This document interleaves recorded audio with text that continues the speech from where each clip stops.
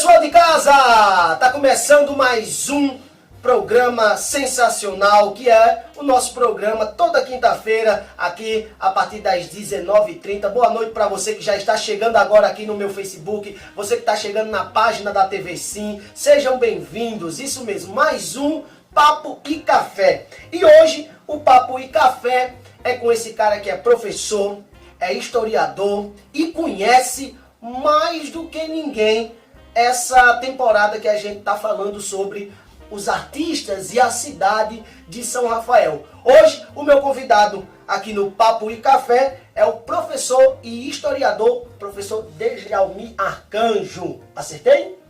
Isso mesmo. Seja bem-vindo, professor, ao Papo e Café. Obrigado por você ter vindo aqui hoje. Aqui estamos fazendo o Papo e Café, como você está vendo, um pouco diferente. Estamos agora no estúdio. Antes a gente ia na casa do pessoal, ou gravava em algum lugar, sabe, professor? E agora a gente montou o nosso estúdiozinho aqui para fazer esse programa para os internautas que estão agora nos assistindo ao vivo lá no Facebook e depois no canal do YouTube. Que ótimo, né? Professor, vamos deixar de lero-lero e vamos ao que interessa, que o pessoal tem curiosidade aqui, os nossos internautas. Professor, a minha primeira pergunta para o senhor. O que era, ou o que era, né? Caiçara. Porque antes de São Rafael ser São Rafael, era Caiçara, não é isso? Exatamente. É porque Caiçara é um nome indígena. A palavra Caiçara quer dizer entre cercos.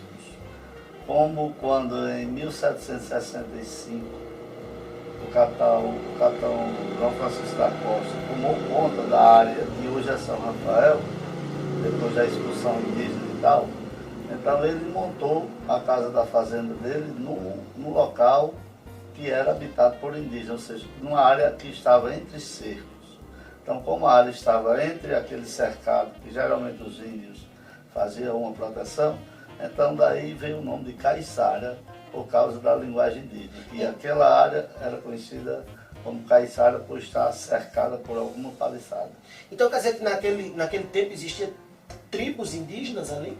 Existia, São Rafael era coalhado de tribos indígenas, completamente. Sério? Sério.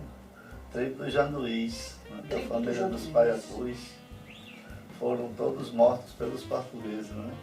Nossa. Os índios que mais resistiu à colonização portuguesa foram os índios tapuias. Tapuias. Índios tapuias. Professor, e como era morar na antiga São Rafael? Dentro das circunstâncias da época era muito legal, muito gostoso, né?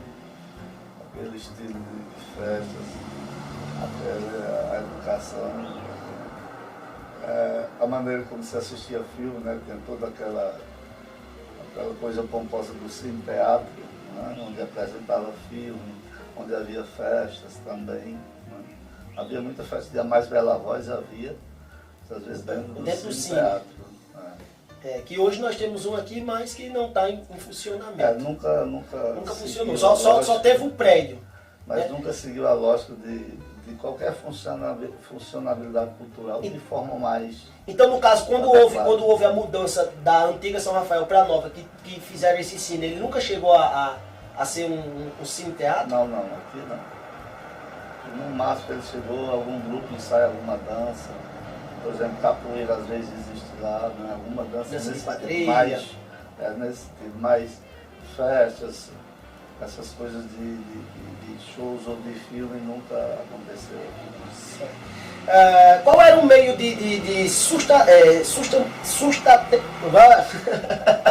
qual era o meio de sustentabilidade da antiga São Rafael?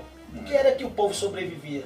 Tal qual como todas, né, as sociedades da época, e que era banhada pelo Rio Piranhas, a agropecuária era a principal atividade econômica, né, de São Rafael, sem falar que poucas cidades do tamanho de São Rafael tinham outras aptidão econômica, como no caso da Xelita, como no caso do mármore, como no caso da carnaúba, da fruta do Iticica, né, que tudo isso gerava renda para a cidade, sem falar que uma das maiores feiras do interior do Rio Grande do Norte era de São Rafael. Isso também, dizia que começava de madrugada, era?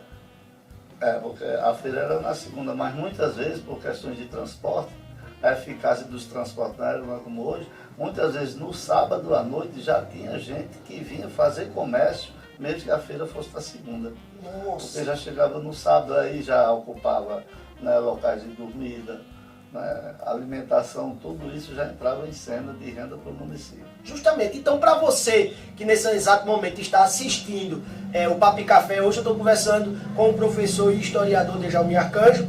E você que não conhece a antiga São Rafael, nós vamos estar passando agora algumas imagens da antiga São Rafael, ou da antiga São Rafael, das velhas São Rafael, como você queira chamar. Então, você vai ver agora algumas imagens da antiga São Rafael.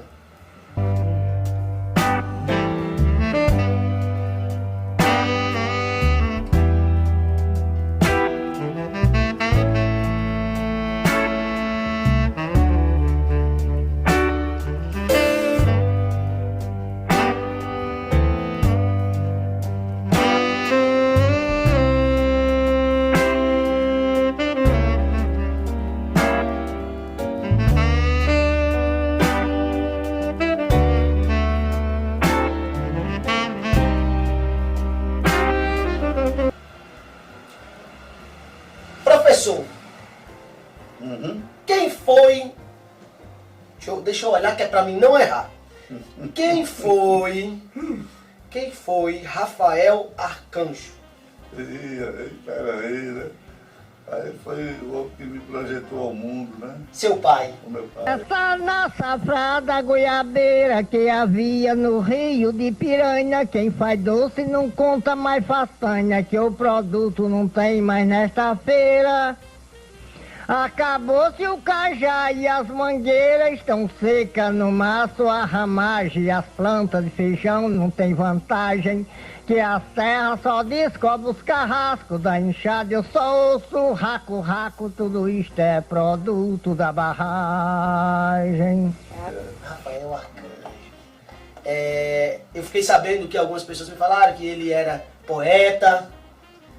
Essa Ele história era... de poesias da minha vida começou com ele. Com né? ele. Desde menino ele era metido nessa cultura. Né? Na época dele ele começou fazendo rimo, cantando coco. Né? Era muita praça, né? Nos anos 30, anos por aí. E cantando coco e depois ele sempre fazia poesias, né? Sempre fazia os acontecimentos, ele sempre registrava em poesias esses acontecimentos. Né? Olha, me falaram também que ele era curandeiro, rezava, que chama? Pois é, o povo botava muita fé na reza dele, né? Tá com dor de cabeça, tá com dor de dente, tá com uma coisa inflamada, chama o Rafael para curar. Muitas vezes ele já foi chamado para dar extrema unção.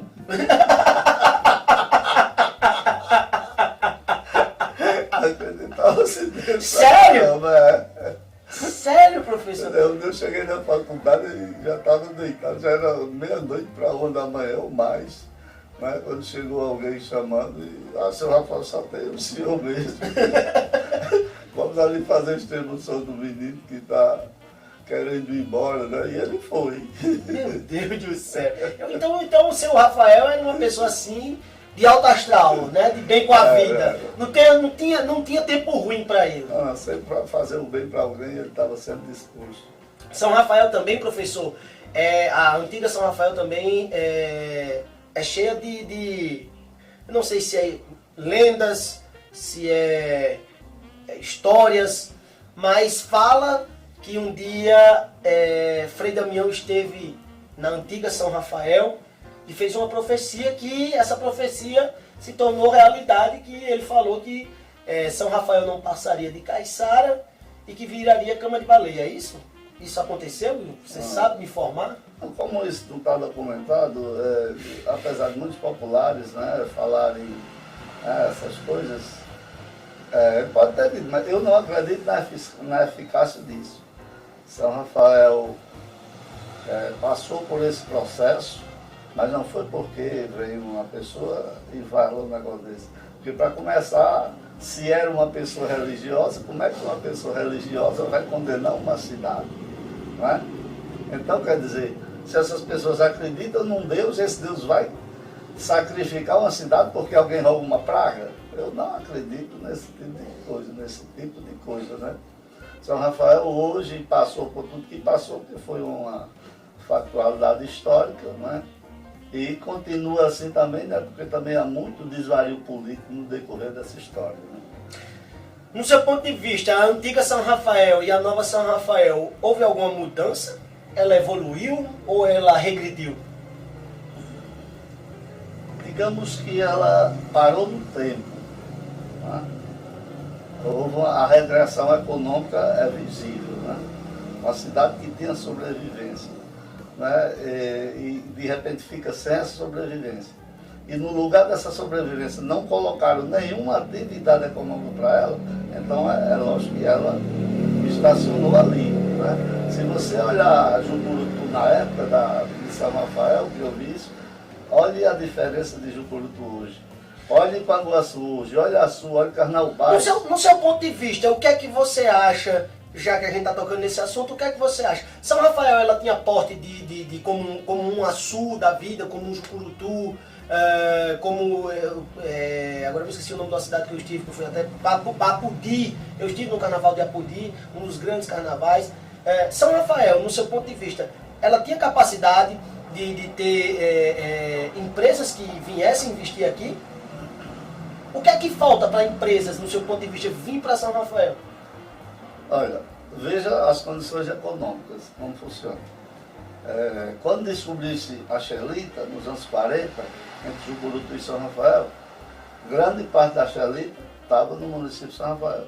E a mina do Bonito, que era onde se produzia mais Xelita, lá na Serra do Bonito, geograficamente a serra fica para Jucurutu, mas pela proximidade de distância entre a serra e São Rafael foi quem ganhou o porte comercial dessa vez, do movimento da Xelita, era para o São Rafael. Sem falar que parte da Xelita já era do município de São Rafael. Quando veio o aporte do mármore, né, no início dos anos 60 surge o mármore, então foi outra fonte econômica que fez São Rafael crescer, no sentido econômico. Agora, não se pode comparar a condição econômica que se vivia nos anos 70 para hoje. Né? Não havia cultura de massa, de consumo, né, tecnológica, essas coisas eram diferentes. Mas você imagina, São Rafael tinha quase 10 extrações de mármore no seu município. Lá do Uiti até o Caraú, passando aí por Cavalo Bravo e adjacências, existia sempre a extração do mármore por firmas reconhecidas, com carteira assinada pelos trabalhadores. Então isso, se você olhar, poucas cidades do tamanho de São Rafael tinham tanta carteira assinada como tinha São Rafael na extração do mármore e na extração da Xelita. Então, quer dizer, mudaram essa cidade por causa da questão da barragem, mas a viabilidade econômica não foi oferecida. Ou seja, as pessoas vão sair daqui e vão sobreviver de que aqui? Né? Submergiu o mármore, a Xelita, o Carnaubal, não é? As fontes econômicas do Rio Piranha, porque a margem do Rio Piranhas era onde estava a riqueza, né? No inverno com os roçados e no verão com as vazantes. Então, mesmo quando não havia inverno, mas a safra das vazantes não tinha como não acontecer, porque o rio baixava e aquela areia toda era para servir de plantações. Então, vieram para São Rafael e veio sobreviver de quê? Nem o Denox nunca alocou nada para São Rafael para dizer nós vamos levar algum benefício prático, e nem também os políticos de São Rafael nunca buscaram nenhuma alternativa para isso. Então, professor, quer dizer que essas casas que hoje estão aqui e as pessoas que nelas moram, essas propriedades não são deles? Houve um modus operandi quanto à questão dessas casas, que a política era aplicada pelo Denox. Se a casa fosse sua, você recebia a indenização ou a casa aqui. Muita gente não queria vir para aqui, pagava a indenização e a pessoa ia para onde queria. As casas que eram alugadas, se o dono quisesse a indenização, recebia a indenização, e quem morasse na casa de aluguel recebia a casa fixa. Mas o grande problema é que o problema das casas lá, juridicamente aqui, ocorreu um negócio diferente, porque todo o terreno da área urbana de São Rafael passava por esse processo burocrático, a prefeitura passou oficialmente para o DENOX, né, pela Câmara Municipal votada e tudo. Então o DENOX era para ter devolvido, depois de toda a construção feita, era para ter devolvido, inclusive juridicamente, casa por casa, as pessoas. O que não foi feito. Todas as casas originais de São Rafael, as originais, as que foram entregues em 83, 880 casas com prédio comerciais e tudo, estão todas no cartório registrado em nome do DENOX. Então, por exemplo, se uma pessoa quiser em qualquer instituição financeira fazer um empréstimo para uma reforma, para uma coisa, não consegue fazer porque a casa não está em seu nome. Mesmo que a muitas pessoas eles deram um papel, que é chamado de certidão, apenas consta que é seu, mas juridicamente não está em seu nome.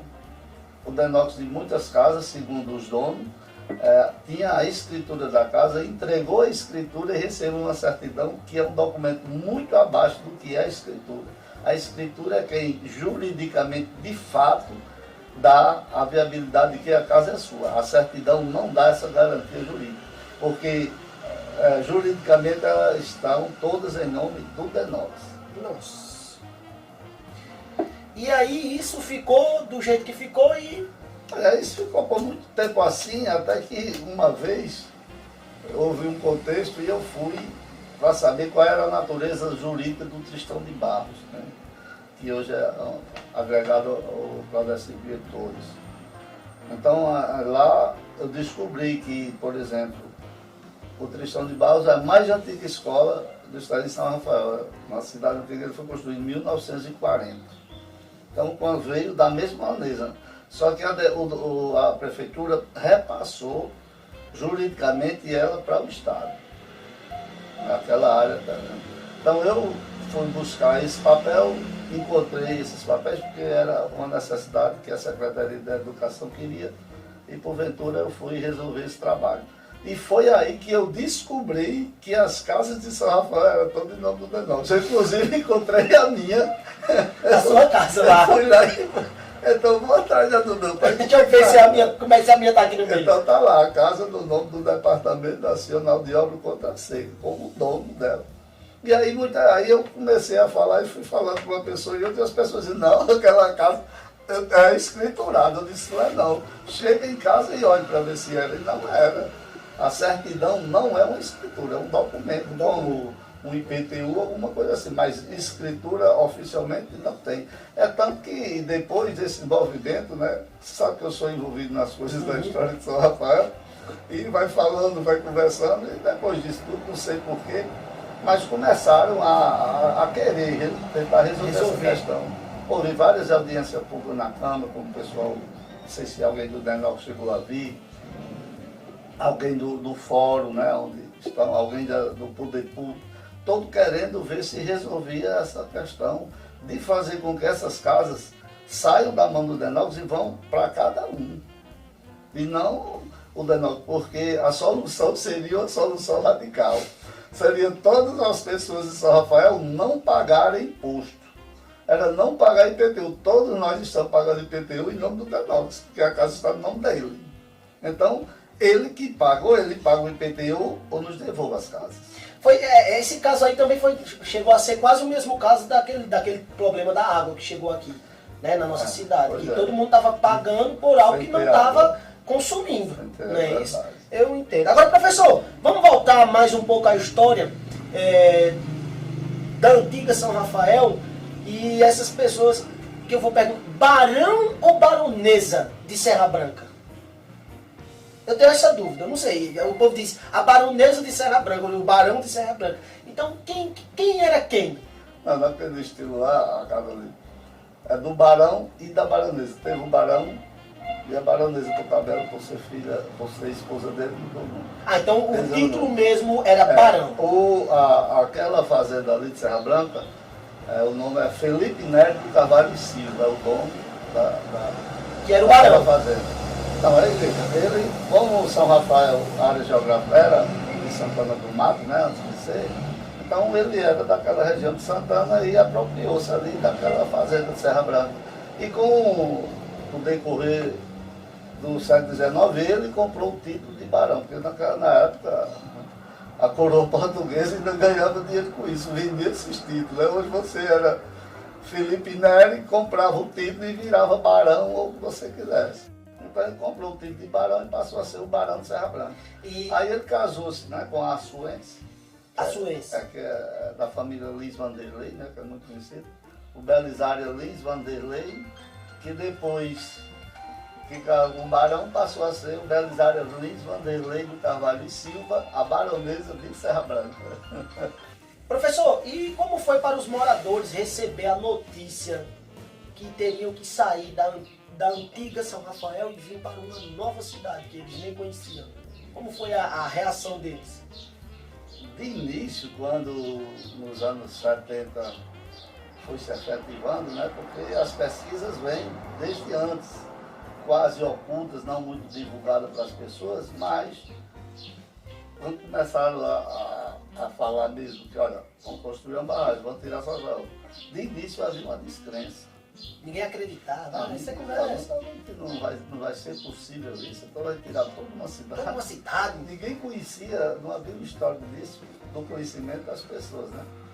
Então, em 75, no dia 29 de julho, foi quando foi decretado, né, a saída. Né? Então todo mundo já começou a ficar alarmado, né?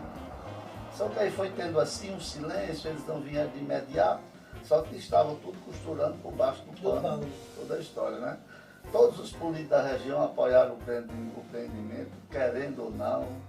Era no período da ditadura militar, eles faziam o que queriam, mas todos os políticos que estavam envolvidos na área apoiavam a família Maia, né, que foi quem coordenou o projeto no Estado, e todos eram ligados diretamente à ditadura nesse contexto. Então, quando a barragem em 79 quando começaram a construir a parede, aí foi que ficou assim uma coisa realmente pronto. Agora, com certeza, não vai ter mais volta ao negócio, aconteceu realmente de fato. Só que não havia assim no imaginário como é que iria acontecer, como iria sair. Tem relatos que dizem que alguns moradores, os mais antigos, alguns nem chegaram a morar aqui porque morreram de desgosto, não foi isso? Essa casa aí é uma casa muito eficaz, de que realmente houve pessoas que quando estava à véspera de vir para São Rafael, morreu assim inesperadamente, muitos morreram ao chegar, né?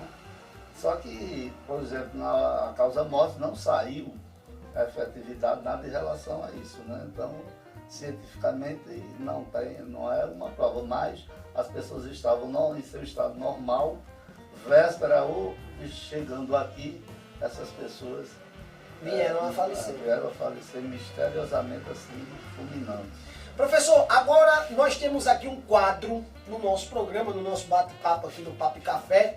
Nós temos um quadro chamado Com Quem Eu Tomo Café, certo? E esse quadro é um quadro bem top, é um quadro legal. E vamos deixar de conversa e solta a vinheta aí, meu filho!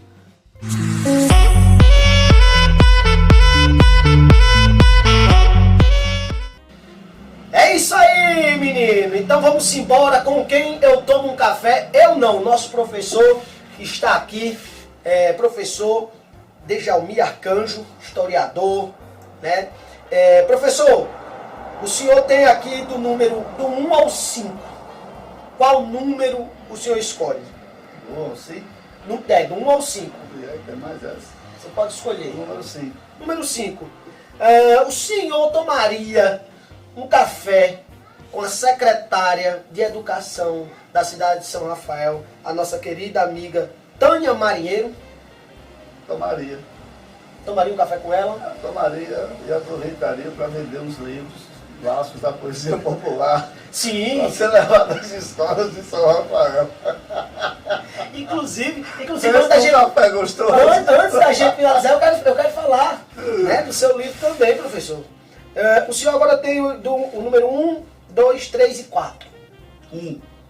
O senhor tomaria um cafezinho com essa empresa que está aparecendo agora aí na tela, Denox? Não. Não tomaria um café com É Denox? muito enjoado esse café. É enjoado? É, ele é muito covarde, muito traiçoeiro. O que fez com o São Rafael não foi agradável, né? O que fez com milhares de pessoas foi uma coisa muito triste. Imagine se pegar só um. Então você não toma café com Denox? Não. Dá enjoo tomar esse café. Um enjoo histórico. É, enjoo histórico, né, professor? Professor, você tem o 2, 3 e 4. 4. Número 4. Você tomaria um café com o secretário de Segurança, Francisco Canindé de Araújo da Silva, o secretário de Segurança do Estado do Rio Grande do Norte? Olha, no caso desse, né, com a parte de segurança, como a gente pode sempre falar alguma coisa proveitosa, eu tomaria. Tomaria um café com ele? Tomaria. Falaria sobre a questão da segurança para o Estado. No seu ponto de vista? Que está na nossa cidade, o que ele pretende fazer como secretário, qual é a política que o governo tem de Estado para o Rio Grande do Norte, né? E para São Rafael, como melhorar a nossa segurança. A pergunta nesse caso do café seria essa. O que tem para melhorar a segurança do município de São Rafael ainda em 2019? Agora o senhor, professor, tem o número 2 e o número 3. 2. Número 2. O senhor tomaria um café com esse cara que está aparecendo aí? Claro, assim, eu não sei se você chegou a ter a oportunidade de tomar um café ou se você tomaria um café com ele, com o Câmara Cascudo. A Luísa Carmo Cascudo? Tomaria. Tomaria um café Tomaria. com o Câmara Cascudo? Tomaria. Você fala, os seus detalhes folclóricos são muito fortes, né? Mas eu faria uma ressalva aí. Né? Uma ressalva? Não sei se na época as pesquisas sobre as matanças indígenas que havia no Rio Grande do Norte, isso já era factível ou não, né? Mas em certos momentos ele não escreve corretamente como os índios daqui desapareceram. Eles não desapareceram, eles foram assassinados. Como? Então eu perguntaria a ele Isso aí, né? sobre isso. E a gente tem até aquela que agora viraram santos, os mártires, né? Que também foram Mas ali o contexto é outro, né? Mas não eram indígenas, sim, eles? mas ali foi uma briga entre europeus, entre holandeses e portugueses. Os índios foram usados como massa de manobra no seguinte contexto, né? Os portugueses sempre de início sempre quiseram escravizar os índios da mesma maneira como fizeram com os africanos e tal, né? Então os índios que não aceitavam, eles evidentemente matavam, né? E os holandeses, sabiamente, como eles vieram para cá, essa é a área geográfica, os portugueses já diziam que eram deles, então eles não aplicaram a mesma maldade em cima dos índios, porque aí os índios iam ficar contra todos, né? Então, os holandeses usaram a diplomacia mais efetiva para conquistar os índios para o seu lado, né? Então, os índios desse lado era escravidão ou morte, desses era pelo menos a sobrevivência, né? Então eles preferiram os holandeses. E desse contexto que houve com Cunhaú, era por questões, por briga entre europeus, era entre holandeses e portugueses, pelo domínio do açúcar no Nordeste. Nossa! Né? A briga efetivamente foi essa. Era pelo. É lógico que, por exemplo, porque foi Cunhaú e Uruaçu? Era onde estavam os engenhos mais prósperos do Rio Grande, era nessa área geográfica, então foi essa área que isso aconteceu. Os massacres, né? Eles massacres, mas os portugueses nada fizeram mais na vida no decorrer da história do que massacrar. Ali foi apenas um massacre a mais. Mas os portugueses, o que tem de massacre, que se aqueles cronistas da época fossem contar, tá entendendo? Tinha faltado papel na época para se escrever quantos massacres os portugueses fizeram. E o número 3, você tomaria um café com o ministro da Educação, Abraão? Rapaz, seria muito bom tomar se fosse um ministro que tivesse experiência e conhecimento educacional, mas a gente vê que não tem. Não tem. Então, não é? Você vê, tirando investimento da educação, você está vendo aí a educação na rua, professores na rua, estudantes na rua, todos protestando contra esses cortes ridículos que está havendo na educação. Então, que café seria esse? Seria mais um café amargo, cheio de arame farpado e, portanto, eu então não iria você tomar. não iria tomar esse café com o Abrão? Não. Muito bem, tá certo. Não teria como. É verdade. Professor, agora me fale, antes da gente finalizar aqui, me fale sobre o seu livro. Você já escreveu mais de um, não é isso? É o meu quarto livro. Quarto livro. O primeiro foi qual? No primeiro eu sou organizador. São as últimas poesias que o meu pai fez antes de falecer. Que conta exatamente o drama que viveu São Rafael quando chegou na nova cidade. O seu pai, ele veio para Nova São Rafael? Veio para a nossa cidade, morar na casa que eu moro hoje. Tem um poema, veja só um poema que ele diz sobre a barragem em si, né, no meio daquele desespero, sem emprego, sem nada. Ele diz: desde que eles começaram, o que eu dizia era ruim. Porém, os iludidores diziam: fica um jardim, todo começo são flores, a choradeira é do fim. Fantástico esse livro, que era só poesias dele. Só poesia do seu pai. Foi o organizador. Aí o segundo livro foi qual? O segundo livro foi Eu Era um Poeta e Não Sabia. Eu era um poeta e não sabia. Muito massa. Eu comecei a ir para os encontros de educação e tal, e levava o livro com as poesias que eram do meu pai, eu só tinha organizado, né? E o pessoal ia comprando, ia gostando, e quando a gente se encontrava de novo, aí quando ia fazer qualquer coisa, dizia: não, você vai fazer uma poesia. Uma poesia. Não, eu não faço poesia, não fazia, era o meu pai. Não, você vai ter que fazer, você é filho de um poeta, vamos fazer.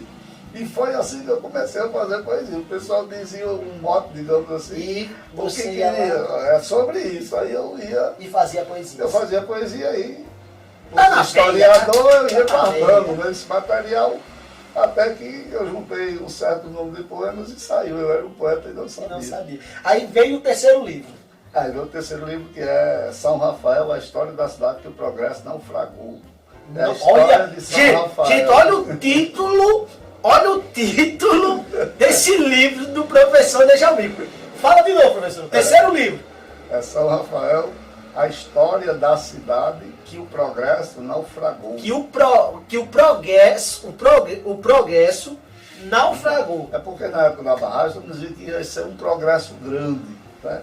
Então, lógico que a água foi uma grande viabilidade, porque a água foi para muitas cidades que não tem. Mas para São Rafael foi um abismo. Foi uma cidade prejudicada. Eu acho que de todas foi a que foi mais prejudicada. Foi a única que foi prejudicada. Porque perdeu os bens econômicos e não ficou sem nada. Tudo. Né? Inclusive até a água teve dificuldade, né? Verdade. A água que era nossa, há pouco tempo a gente viu que a gente não tinha. Né? Verdade. Então vocês vejam então, que o progresso naufragou porque para São Rafael não foi progresso, né? E agora saiu o quarto livro, que é Poesias Comentadas, Laços da Poesia Popular. São poesias comentadas dia a dia, muitas coisas sobre São Rafael, muitas coisas sobre poesia em si. Aí, professor, me diga uma coisa, o pessoal que está nos assistindo agora aqui na nossa live ao vivo aqui pela TV Sim, eu quero comprar um desses livros, como é que eu faço? Se tem alguma livraria, se eu entro num site, se eu mando um zap, como é que eu faço? O Laço da Poesia Popular ainda tem, é só entrar em contato comigo. Né? Vai aparecer o contato dele aqui. 9343, né? Ou põe meu nome que aparece no zap, quero um livro, e a gente se ajeita e eu entrego pessoalmente, autografado, está comigo. Mas os demais não estão mais à venda, já foram esgotados. Apesar de que na semana da emancipação de São Rafael, estou objetivando, pretender republicar São Rafael, a história da cidade que o progresso naufragou. Legal. Quero editar novamente, oportunizar aquelas pessoas que não leram, que não adquiriram da primeira edição. Vai sair uma outra, atualizada, revisada, todos os dados de São Rafael atuais.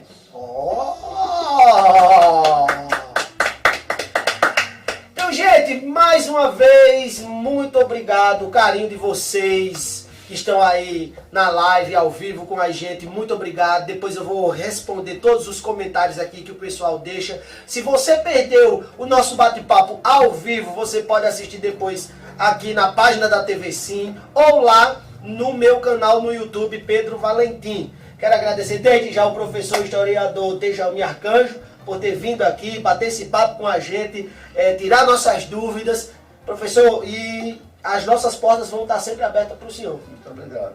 Qualquer coisa é só nos comunicar e a gente aparece. Obrigado, professor. Valeu. É isso aí, gente. Quinta-feira que vem tem mais Papo e Café. E não perca não, viu? Porque o nosso convidado é bem especial. Obrigado. Que Deus abençoe vocês.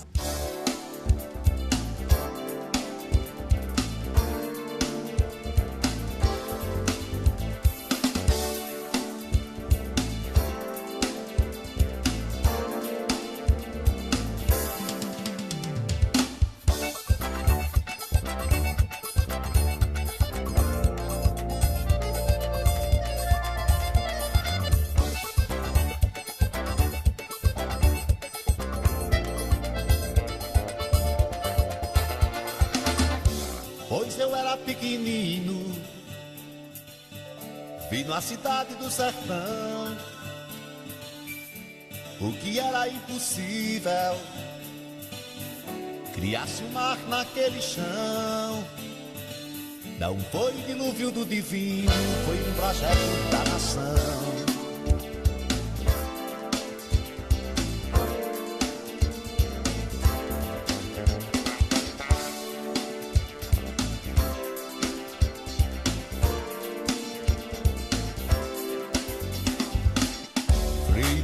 Sua profecia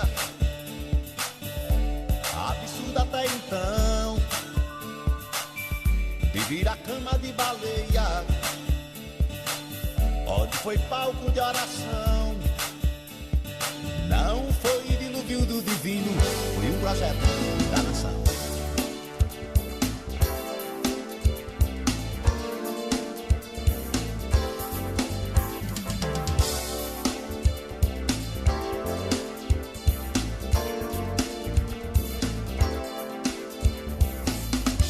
Uns choraram, outros riram, pois não tiveram opção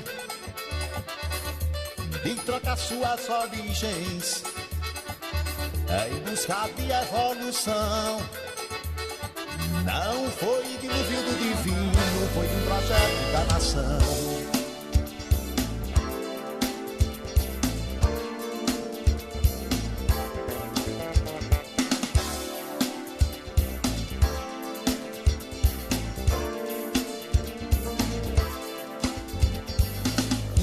Valei São Rafael,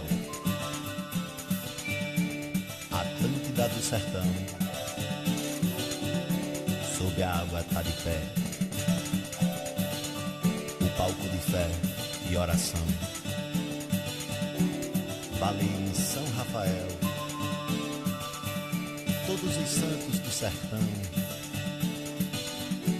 sobre a água tá de pé, o símbolo de fé e proteção. A igreja é divina, não é projeto da nação.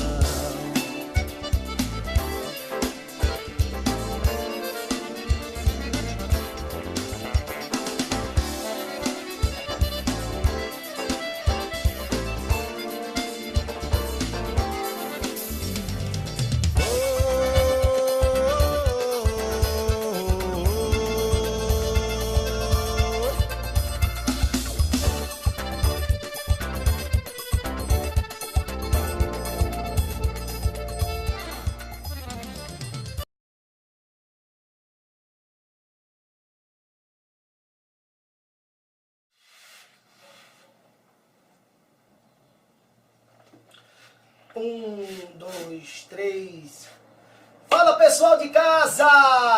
Tá começando mais um na... Que na hora. Aspirar cerveja.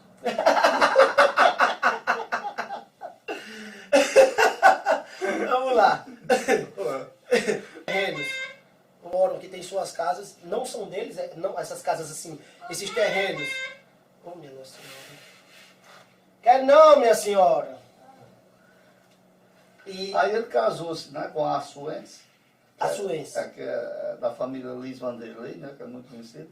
O Belisário Lins Vanderlei, que depois que o barão passou a ser o Belisário Lins Vanderlei do Carvalho e Silva, a baronesa de Serra Branca. Pode aprender. Não quero aprender, não. Quando eu boto o silenciador nesse. Você sabe? Agora, pronto, agora, peraí, agora, como tá agora, deixa eu soltar, porque vai que a pessoa liga de novo, aí aqui, ó, pronto, agora tá no vibrador.